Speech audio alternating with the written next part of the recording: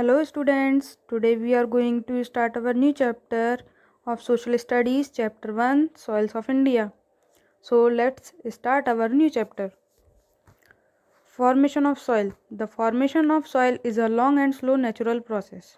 In fact, a thin layer of soil takes thousands of years to form. Soil is formed when rocks break into small particles due to the action of wind and water. The smaller pieces of rocks get further broken down into sand and slate.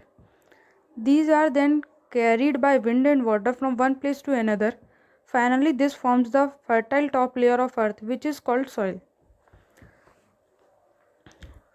तो students, हमारी जो soil है वो बहुत ही एक लंबी और बहुत धीमी प्रोसेस है।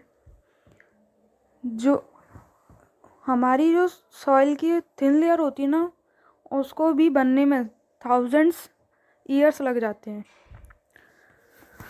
जो सॉइल है वो जो बड़े बड़े पत्थर होते हैं उनके छोटे छोटे टुकड़े टूट जाने से बनती है, जो कि विंड और वाटर से टूट जाते हैं। अब जो स्मॉलर पीसेस होते हैं रॉक्स के, जो छोटे छोटे टुकड़े होते हैं जो टूट जाते हैं, वो सैंड में कन्वर्ट हो जाते हैं। फिर वो विंड और वाटर के थ्रू एक प्लेस से दूसरी जगह जाते हैं।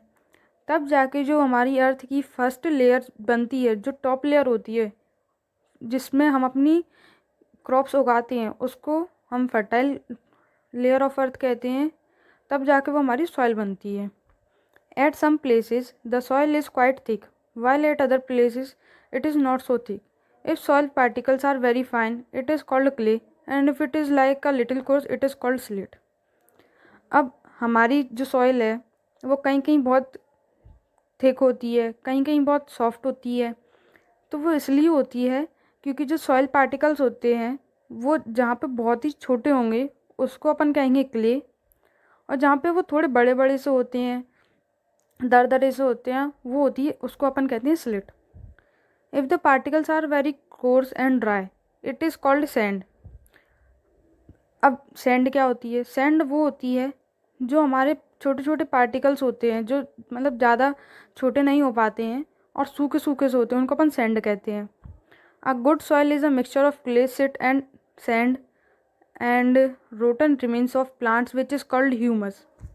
अब एक अच्छी सॉइल वो होती है जो क्ले, स्लिट, सैंड और जो पेड़ों की जड़ें होती हैं उन सब से मिलकर बनती है, जिसको हम कहते हैं ह्यूमस। वो एक हमारी अच्छी सॉइल होती है। Types of soils. India is an agriculture country. It is the main occupation of a large number, more than 70% of people in India. Different parts of India have different types of soil. Based on color and texture, soils in India are classified into 6 major types. अब India हमारी एक agriculture country कहा जाता है। हमारी India को, हमारी जो पॉपुलेशन है उसका मोर देन 70% जो है वो एग्रीकल्चर वर्क में है। तो हमारे यहाँ डिफरेंट टाइप्स ऑफ सॉइल्स हैं, उनके टेक्सचर्स पे, उनके कलर के बेस पे बहुत सारी, मतलब 6 टाइप्स की सॉइल्स हैं हमारे इंडिया में। First name is alluvial soil, second name is black soil, third is red soil, fourth is laterite soil, fifth is desert soil and sixth is mountain soil. So in next slide we are going to elaborate these types of soils. So let's start. Alluvial soil. Alluvial soil is found in the states of Punjab, Uttar Pradesh, Bihar, West Bengal, Odisha, Rajasthan, Assam and the coastal plains. This type of soil is formed by fine silt brought down by rivers flowing in these regions. Alluvial soil is soft, rich in minerals and very fertile. Rice, wheat, sugarcane, pulses, millets, oilseeds and jute are grown in regions with alluvial soil. The soil is also good for growing a variety of vegetables and fruits. अब जो alluvial soil होती है वो बहुत ही जो fine particles होते हैं, जो स्लिट होती है, जो कि रिवर्स और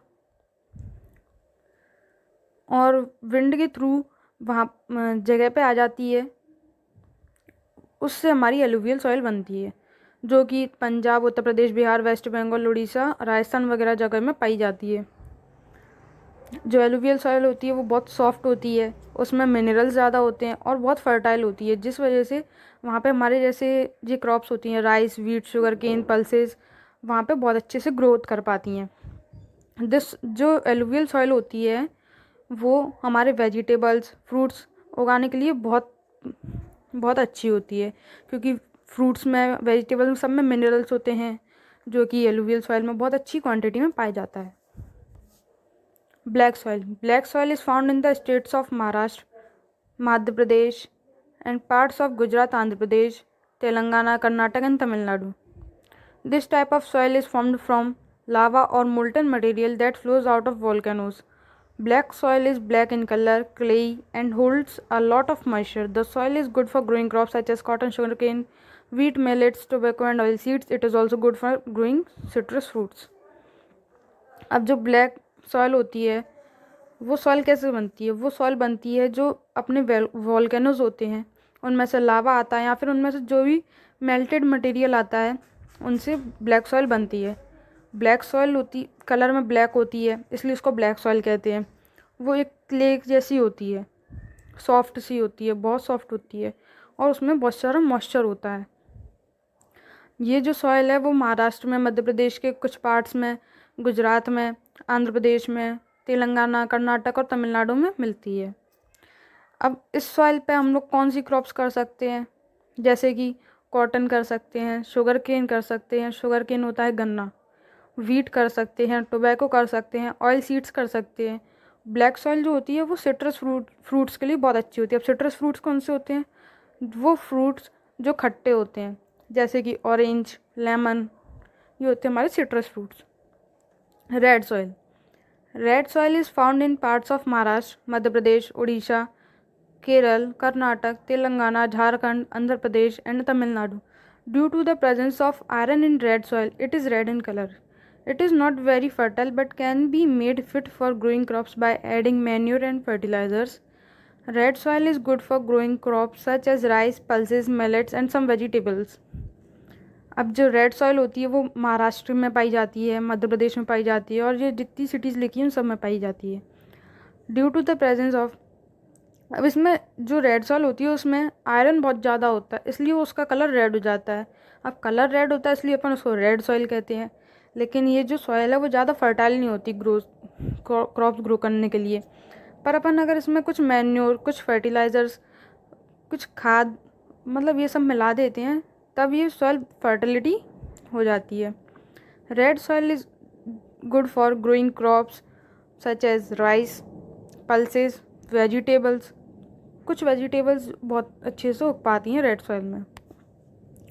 laterite soil, laterite soil is found in some areas of Maharashtra, Orissa, Assam, Meghalaya, Karnataka and Kerala. Laterite soil is a mixture of clay and red soil and is not at all fertile. It is formed and found in place where it rains heavily and leaching of the soil occurs.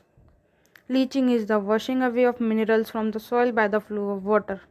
The soil may be properly fertilized to grow crops. Tea, coffee, rubber and coconut are the main crops grown in laterite soil if properly fertilized. Brick making is a major industry in the regions of laterite soil. So, laterite soil जो होती है वो महाराष्ट्र के कुछ area में पाई जाती है, उड़ीसा, आसाम, मेघालय इन सब जगह में पाई जाती है। लेटराइट सॉइल जो होती है वो मिक्सचर होता है क्ले सॉइल का। Clay soil means black soil and red soil. ये इतनी ज़्यादा फर्टाइल नहीं होती। जो ये ये लेटराइट सॉइल जो होती है वो कैसे बनती है? लेटराइट सॉइल बनती है जब बहुत तेज़ बारिश होती है और उस वजह से, जो बारिश होने की वजह से जो सॉइल के जो मिनरल्स होते हैं वो बह जाते हैं, तो वहाँ से लेटराइट सॉइल बनती है। अब लेटराइट सॉइल में कौन सी क्रॉप्स अच्छे से हो पाती हैं? जैसे कि टी, कॉफ़ी, रबर, ये सब बहुत अच्छे से हो पाती हैं अगर वो अच्छी तरीके से फर्टिलाइज्ड हो पाएँ तो। अब लेकिन ऐसा मुश्किल होता है क्योंकि लेटराइट सॉइल ज़्यादातर किस लिए यूज़ होती है? फिर वो इसलिए यूज़ होती है जब हम घर वगैरह बनाते हैं तो उसमें ब्रिक्स लगती है ना, वो जो ब्रिक्स होती हैं वो लेटराइट सॉइल की बनी होती हैं क्योंकि वो इतनी फर्टाइल सॉइल होती नहीं है क्योंकि उसके जो मिनरल्स होते हैं वो बह जाते हैं पानी के साथ, इसलिए वो जो सॉइल होती है वो ब्रिक्स बनाने के काम में आती है। So our next soil is desert soil. Desert soil, as the name suggests, is found in the desert regions of Rajasthan. In the desert, the soil is sandy and its moisture content is very low. With proper irrigation facilities, crops such as wheat, barley, maize, millets, and pulses can be grown in desert or arid soil. अब desert soil, अब अपन जैसे पढ़ पा रहे हैं कि desert soil है, तो डेजर्ट सॉइल मतलब कि जो सॉइल डेजर्ट वाले एरिया में पाई जाती है वो होती है डेजर्ट सॉइल। अब डेजर्ट कहाँ पाया जाता है? राजस्थान में। जो डेजर्ट सॉइल होती है वो बहुत ही सैंडी होती है और उसमें मॉइस्चर बहुत ही कम होता है, बहुत ही कम, जिस वजह से उसमें क्रॉप ज़्यादा नहीं हो पाती हैं। अगर उस सॉइल में प्रॉपर इरिगेशन फैसिलिटीज़ हो, मतलब प्रॉपर पानी वगैरह देने की फैसिलिटीज़ हो, तो वहाँ पर वीट, बार्ले, मेज़, माइलेट्स एंड पल्सेस, कुछ पल्सेस वहाँ पे हो जाती हैं। Mountain soil. Mountain soil is found on the hill slopes of Jammu and Kashmir, Himachal Pradesh and Uttarakhand. It is rich in humus and is very fertile. It is good for growing fruits. Terrace farming is practiced in hilly areas. Wheat, maize, barley, fruits, tea, coffee and spices are grown in mountain soil. Mountain soil. अब जैसे mountain soil है तो वह कहाँ पाई जाएगी? जहाँ पे पहाड़ होंगे। अब पहाड़ कहाँ, किस एरिया में ज़्यादा होते हैं? जम्मू कश्मीर में, हिमाचल प्रदेश में, उत्तराखंड में। तो माउंटेन सॉइल जो होती है वो बहुत ही ह्यूमस होती है, मतलब वहाँ पे बहुत ही सारी प्लांट्स की रूट्स होती हैं, जिस वजह से वो बहुत फर्टाइल होती है। अब ये जो माउंटेन सॉइल होती है वो फ्रूट्स वगैरह ग्रो करने के लिए बहुत अच्छी होती है। अब जैसे अपन ने कहीं कहीं देखा है किसी किसी के घर की छत पे एग्रीकल्चर, यहाँ पे फार्मिंग कह सकते हैं, फार्मिंग होती है किसी किसी की छत पे। तो जो टेरेस फार्मिंग होती है वो माउंटेन सॉइल से ही या फिर माउंटेन एरियाज़ में ही प्रैक्टिस की जाती है। अब जब वीट, मेज़, barley, fruits, T, coffee and spices जो है माउंटेन सॉइल में बहुत अच्छे से हो जाते हैं। So our next topic is soil conservation. We read in the previous chapter that soil is a renewable natural resource, but it takes a long time to form. We also note that the roots of trees hold the soil together. Cutting down of trees leads to deforestation and the soil becomes loose. The fertile layer of soil is easily carried away by wind and washed away by water. The removal of the top fertile layer of the soil by the force of water and is known as soil erosion. अब जैसा अपन जानते हैं कि पहले अपन पढ़ चुके हैं शुरू में कि सॉइल जो छोटी सी सॉइल होती है उसको बनाने में भी बहुत टाइम लगता है, तो अपन को सॉइल कंजर्व भी करनी पड़ेगी क्योंकि वो बहुत टाइम लेती है। अब ये भी हम जानते हैं कि जो सॉइल होती है उसको पकड़ के कौन रखता है? जो ट्रीज़ या फिर प्लांट्स की जो रूट्स होती हैं वो सॉइल को पकड़ के रखती हैं। अगर हम ट्रीज़ काटेंगे, डिफॉरेस्टेशन करेंगे, तो जो सॉइल होती है वो लूज़ हो जाती है और जो फर्टाइल लेयर है वो विंड की वजह से, कभी वाटर की वजह से वो वॉश हो जाती है, तो हमारी जो फर्टाइल टॉप लेयर होती है वो भी रिमूव हो जाती है। अगर अब ऐसा होगा तो फिर हम लोग प्लांट्स कैसे उगाएंगे? इसलिए हमें ज़्यादा से ज़्यादा प्लांट्स लगाने चाहिए। जो टॉप लेयर होती है उसको जब वो विंड से और वाटर से रिमूव होती है तो हम उसको कहते हैं सॉइल इरोजन। अब सॉइल कंजर्व करनी है तो अब उसके भी कुछ वेज होंगी, कैसे हम उसको कंजर्व करें। तो अब उसके वेज हैं, we should plant more trees to prevent soil erosion. जैसा मैंने अभी बताया था कि अपन को ज़्यादा से ज़्यादा प्लांट्स उगाने चाहिए। We should grow different types of crops in the soil. Growing different types of crops each season on a patch of land to maintain the fertility of soil is called crop rotation. If we grow the same type of crop on a particular piece of land, it results in the loss of nutrients in the soil. अब जब हम crops उगाते हैं soil में तो हमें वहाँ पे हर बार अलग तरह की क्रॉप उगानी चाहिए। अगर हम एक ही तरह की क्रॉप उगाते रहेंगे तो जो मिट्टी में जितने भी न्यूट्रिएंट्स है वो सारे ख़त्म हो जाएंगे, तो मिट्टी बेकार हो जाएगी। अब हमें मिट्टी भी बचानी है तो हमें हर बार वहाँ से क्रॉप अलग अलग क्रॉप उगानी चाहिए जिससे अपन सॉइल कंजर्व कर सकें। We should not overuse chemical fertiliser, instead use natural fertilisers and manure. अब जो केमिकल फर्टिलाइज़र्स होते हैं वो भी हमारी सॉइल को हार्म पहुंचाते हैं, तो हमें भी ज़्यादा ओवर यूज़ नहीं करना चाहिए केमिकल फर्टिलाइज़र्स। अब फर्टिलाइज़र्स तो यूज़ करने पड़ेंगे, इसलिए हमें नेचुरल फर्टिलाइज़र्स यूज़ करने चाहिए या फिर मैन्योर यूज़ करना चाहिए।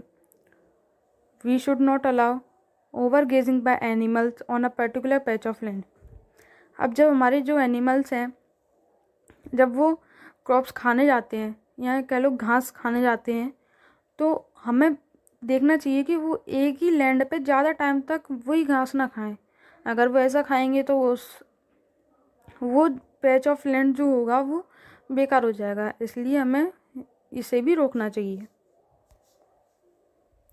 So this is our chapter and your homework is you have to read this chapter at home